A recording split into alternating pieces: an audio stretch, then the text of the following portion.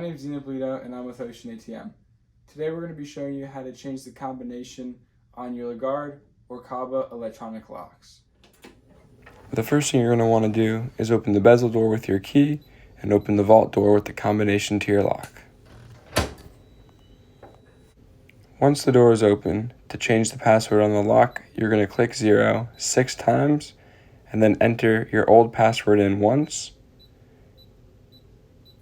And then you're going to enter your new password in twice.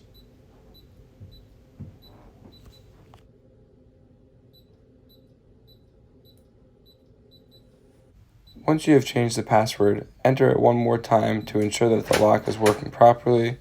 And now the password is successfully changed. If you guys have any questions or comments, let us know down below and subscribe for more videos.